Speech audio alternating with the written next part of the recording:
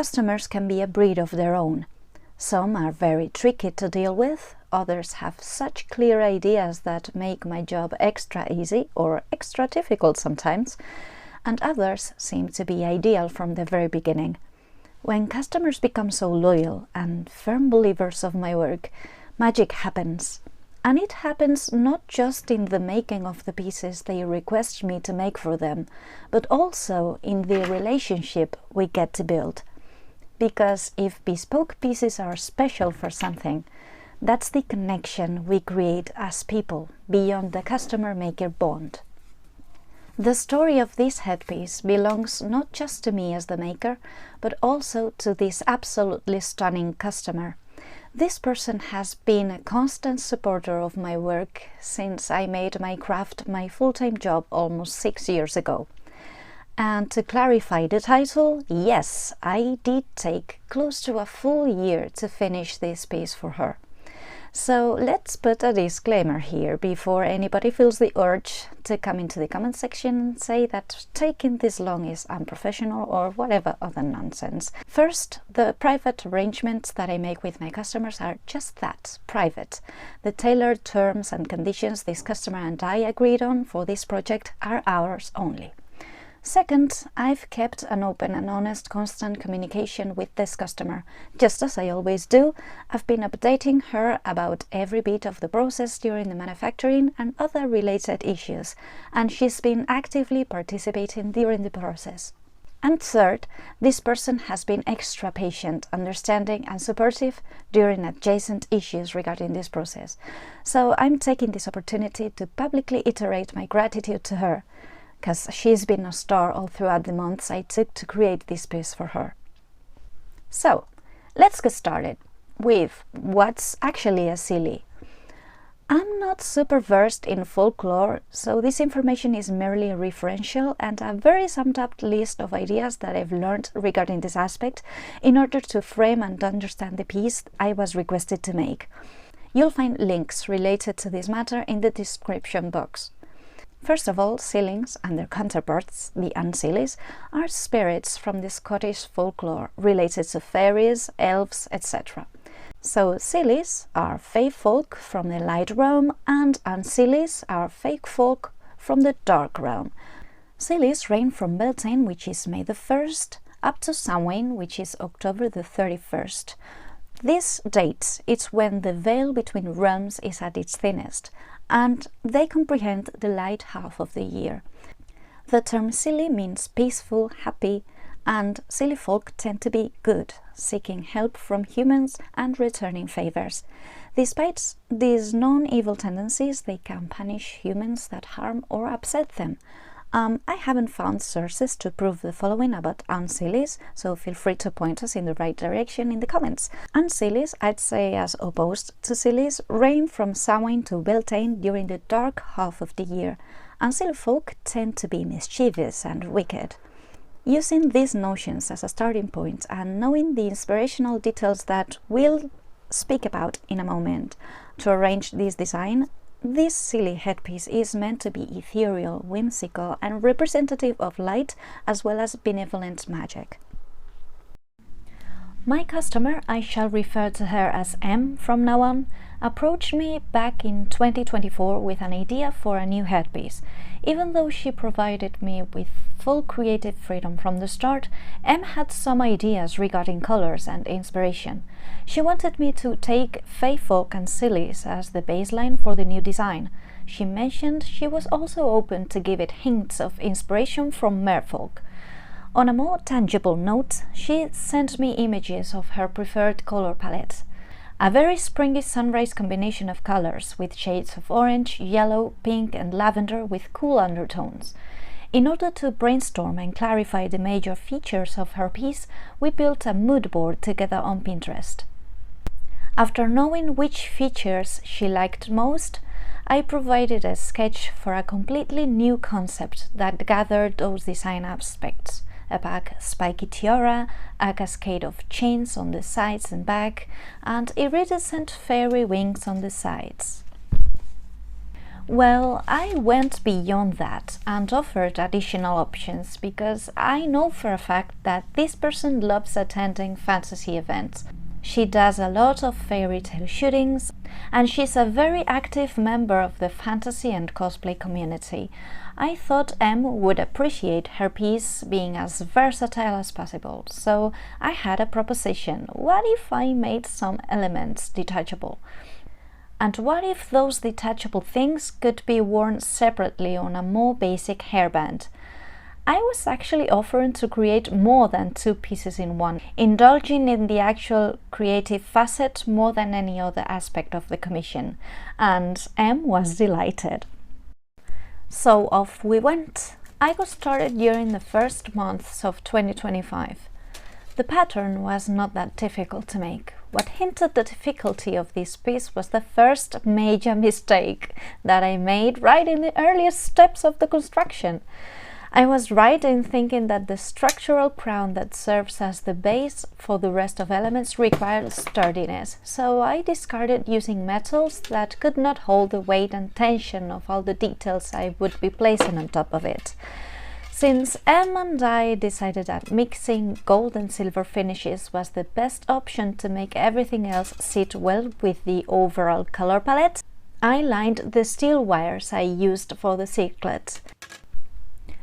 I prepared every fragment of wire, shaped it, and temporarily bound it to arrange the base frame, only to realize that this was looking so far from the sleek, ethereal look we were aiming for. Okay, so here's the fun thing when you create bespoke pieces from scratch and you don't know or are not sure of how things are gonna turn out. Yesterday I finished this kind of a cup for a headpiece. This is a base for a headpiece, and this is completely stainless steel wire, and it's lined with hollow cord to create the gold and the silver finishes.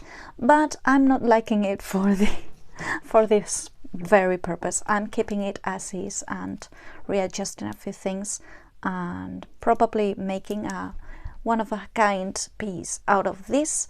But for this very headpiece, I'm substituting it for bare wires. This is completely stainless steel, and for the actual headpiece that I was ordered, I'm gonna be using stainless steel bare and brass, because the finish is cleaner and it's gonna look much better for this specific case. So yeah, I'm using this for another time for a different headpiece, and let's start over. Because I think it's always better to discard what I had been working on to ensure I'm happy with the end result. I'm that kind of person who prioritizes being satisfied with my work over being quote-unquote time savvy, which is actually arguable. If I hadn't tried the first method, I probably would have not learned what I did and wouldn't have the technical options that I found later on during ornamentation. I'm a firm defender of trial and error, and mind you, I'm always very on guard about the waste I generate.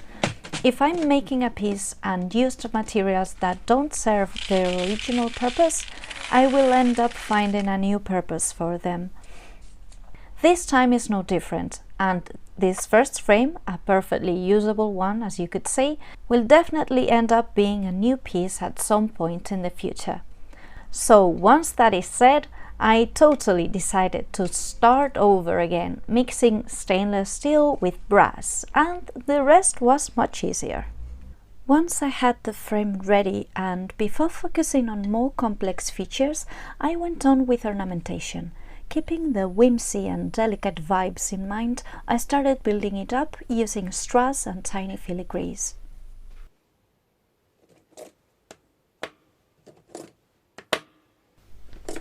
The wings were the most challenging part for me. We had agreed on making them detachable.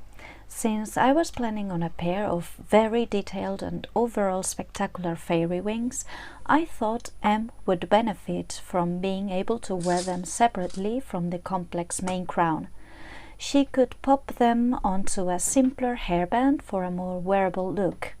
This made the base of the wings a true challenge. I had to hope for the best and use 2 sturdy snap buttons as the anchor points. But I'm really talking ahead here, because long before deciding on how the attaching system would work, I went ahead with the fun part. I started by making a paper stencil for the wings to mark all the nerves. I also included the general shapes that would limit the tulle and net layers that would create a subtle ombre effect. Following the color palette Em and I had agreed on, I selected a few different colors of tulle that I cut following those shapes. As for the actual ornamentation for the wings, it was as delightful as testing my limits can be. By this time, and keeping up with our open and creative-driven conversation, I contacted Em to suggest using a material that was rather new to me and thought would look truly magical. So, I'm experimenting with this. Okay, enough. I'm experimenting with this. I bought this Angelina film, several different ones. This is Angelina film. I never succeeded in using this before, until now that I came across the idea of using fusible interfacing to fuse it to tulle. And I'm sure there are many other ways to make this material work, but this was my solution to the problem of this iridescent film to stick into place. Here's what I got. I'm working on a pair of fairy wings at the moment, and this is how the Angelina film works on the tulle. This is the very earliest of stages. This will be wire-framed and embroidered, and the ombre effect doesn't really show off, but yeah, it doesn't look like much at the moment, but it really opens a gate for new experiments and new projects and new stuff. I'm super excited about this. For those who may not know what this material is, Angelina film is a very slim iridescent plastic that comes in small rolls or even on small sheet pieces. Its applications are endless in the cosplay, fantasy and craft worlds. One of the key things to know about it is that this film is supposed to fuse to itself with heat. For some reason, the one I bought fails dramatically on that matter. Or maybe it's just me that I haven't found the proper way. In any case, if you struggle to stick something to another textile thing, fusible interfacing is your friend. Some call this interfacing wonder web or spider web, and it's actually a nice handy material to stick one textile to another when glues are just too messy or too bulky. Now that I finally found a way to tame this stubborn Angelina film, I kind of want to use it for everything. Once the foundation of the wings was ready, I proceeded to frame the tulle with stainless steel wire so they would keep their shape. Then I prepared a selection of beads, rhinestones and softer wires to embroider the details. As I was indecisive as to which style I liked best, whether bugle beads or round flat back rhinestones, I sent Em a couple images comparing the two options. While she took her time to make her choice, I went on and embroidered the nerves of the wings. As I was setting those, I found out that the light blue tulle that I had placed near the base of the wings was not building up much intensity nor depth of color. The very core of the wings was made of white net, so the pastel blue was not really popping as much as I needed. In light of this, I ended up accentuating it with some paint to make the ombre effect more obvious on these layered see-through textiles. By the time I had finished, Em reached back to confirm she had chosen bugle beads over flat back rhinestones. Those sort of matched best with the overall vibe of the piece and with the rest of the embroidery. I selected my embroidery material keeping in mind the ombre effect I had previously created with the tulle and the paint. My aim was to accentuate the color gradient and also add texture and sparkle to the wings. Yes, the Angelina film looks gorgeous by itself, but when we're talking fantasy paired with creative freedom and a budget allowance, what can I say? I'm a magpie and I'll die on the halo of sparkles. As for the texture, we agreed on using buckle beads as the long hard shapes could resemble scales. Compared to the round flat back rhinestones, which looked somehow sweeter, we thought that the sharp shapes of the beads suited the spiky design much better. I really didn't have any other plan in mind apart from following the gradient of colors and trying to pack the beads closer toward the base of the wings and more spaced and sparser at the external areas. The nerves I had already placed gave me the final hint as for the direction I would be setting them. Setting the snap buttons allowed me to call the wings finished, so I left them aside in order to focus on the other big challenge of this piece, the back tiara, which we had agreed on distributing crystal bead stamens and spikes in a matching ombre effect, and though I had been working on and off on this piece, by the time I had almost finished the wings, stuff happened. Start on August 1st.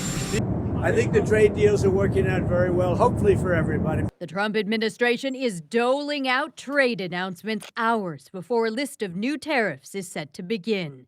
Some analysts say it's hard to assess the latest trade news because details are scarce. We do not know the full effects of the tariffs yet. Higher tariffs have begun to show through more clearly to prices of some goods, but their overall effects on economic activity and inflation remain to be seen. Well, here's a tough confession. An open secret that every small artistic and artisan crafts business has been struggling with for the past year or so. Sales to the US became a nightmare. I had progressively been losing clientele from the States ever since the orange-tanned person sat in the Oval Office again in early 2025, and suddenly everything stopped in August 25. The US government imposed new tariffs to almost every other country, regardless of the declared value of importations, and a new customs system. All shipping companies in Europe had to entirely shut down their service to the US. This made me lose 85 to 90% of my customers overnight. And M, my dear loyal customer, who I was building this Seelie headpiece for, is based in the States. Consequently, I fell into a spiral of demotivation and hopelessness. I truly want to reiterate my appreciation for her patience, understanding and support throughout the toughest time I had to face as a business owner. Because, all in a sudden, I was unable to ship to the US. Correos España, the Spanish National Post Service, couldn't send anything to the States. Many European countries, in fact, were struck the same way, interrupting all mail destined to the US, not knowing when it would be restored. This left me totally unsure if I could send M the piece when finished.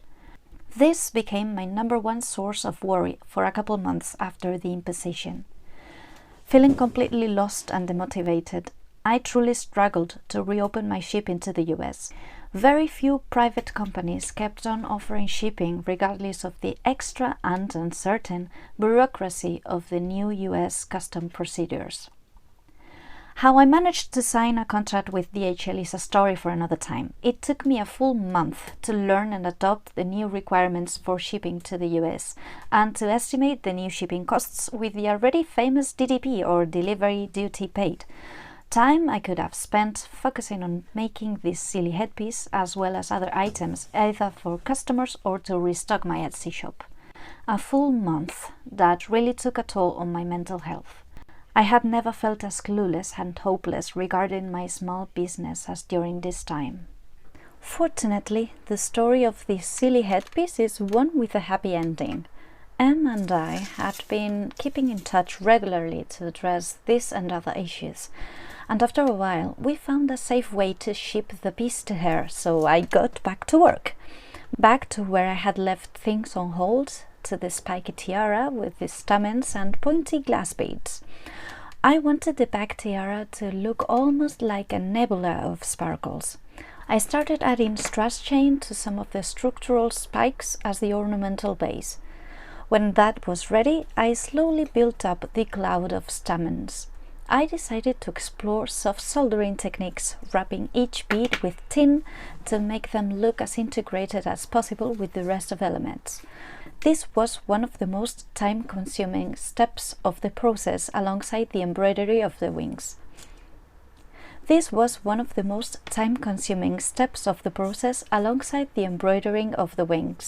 Which makes total sense, since they're both the most iconic, distinctive design features of this piece. Once the nebula of crystals was ready, I finished the main crown with a webbing cascade of golden and silver chains. Each chain has insertions of matching crystal beads. Those sparkly additions make the chains more interesting and textured and add cohesion to the overall design. The ends of each chain have crab clasps, making them detachable and interchangeable, which is actually one last detail to make them suitable with the general versatility of the piece. There was just one last thing left to do to finish up this stunning piece, the easiest part, the separate supplementary hairband. I didn't want it to be the most basic piece ever. Even though it was not meant to be worn all at the same time, the band needed to be in tune with the rest of the elements. So I decided to make it double for stability, as the wings are big and need a sturdy anchoring point, and also to ornate it with as much bling as a basic piece would stand. Then added a couple pieces of swirly wire on the sides to frame the snap buttons where the wings would be attached. In order to keep the hairband in tune with the main crown, I added a simple nebula of stamens on the sides. This also helped with concealing the attachments. I thought I had finished this, but no, because there's always something coming up.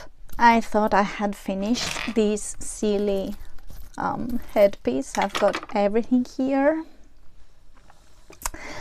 kind of dismantled because I need to change one last thing to make it super nice and like meeting my standards. So here's what happened. This is a 3-part headpiece. Like it has stuff that pops on and off to make kind of different looks. And these wings, they can be worn by themselves onto this headband, and they pop on and off thanks to these snap buttons. But here's what happened. In this other crown, which is the main crown, the wings were set to pop right here, but this setting was quite uneven, as it looks in here, and the wings kind of don't want to snap well into place. As you can see, they kind of pop off because the snap buttons are uneven. And what I'm doing now is setting them in a new frame and setting the frame in place so the snap buttons are even and equally spaced as in the other band, so the wings kind of be in place every time the person wants to wear them on the main crown. It is kind of extra work for me at this point, but it's always the same. If it's not perfect, if I am not satisfied with the quality, if it doesn't meet my standards of the time, I will not be sending it to the customer. Yeah, so I'd rather update the customer that there will be some kind of delay, or that their shipping will be kind of later, to fix this kind of issues. It always happens with bespoke crowns and bespoke pieces in general, that you learn as you go. And yeah, these issues happen and you never know when or where or how they will come up. So yeah, let's get this finished as soon as possible, because I really need to be shipping this. The sooner the better. Needless to say, I did finish it, and I spent my pretty time taking studio pictures and videos of this very complex headpiece. This was the moment I could finally put it to a test. See if I could actually swap the wings for the alternative crystals with fringes without taking it off, for example. Thinking of the many interchangeable features and their possibilities so I could help M know about its many features. The greatest surprise came during this studio shooting. I discovered one extra option for the basic hairband that I initially envisioned to wear the wings separately from the main crown. It could actually be used as a standalone piece, as a tiara, snapping the alternative crystals with fringes instead of the wings and worn upside down. This double hairband gives a very pretty tiara look. So this piece actually can provide at least 1, 2, 3, 4, at least 5 different looks. Not to mention that the gorgeous cascade of back chains can be entirely removed and changed into a new position. I didn't want to mess them up, but I now can think of attaching them so they hang framing the face at the front of the main crown, for example, worn with the alternative hairband, or be used to jazz up a completely different headpiece. This Seelie headdress has actually more uses than the initially intended, which makes it absolutely perfect, especially for someone like M, who is actively participating in fantasy shootings, events and rent fairs.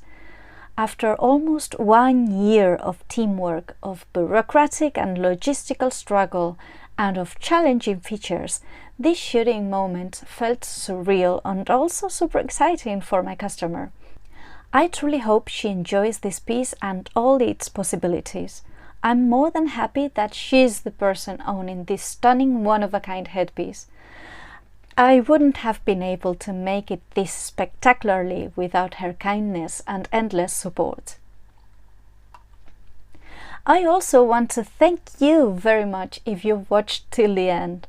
If you did, do let me know in the comments, leaving a sparkly emoji telling me what feature you liked the most.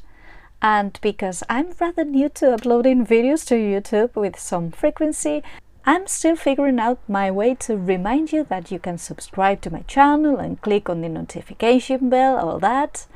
Or that I recently launched a Patreon where you can have early access to my YouTube videos, read blog posts about what I'm brewing at the time, and where I plan to share what I've learned about costume making and millinery over the years. And of course, if you too want to become a customer, I've got an Etsy shop that you can visit and send me your inquiries to. And I also run several social media accounts that you can follow, being Instagram and TikTok my most used ones. You'll find links to all these platforms in the description, as well as to the artists and resources I used for this video in order to give them proper credit. Thank you all and see you next time!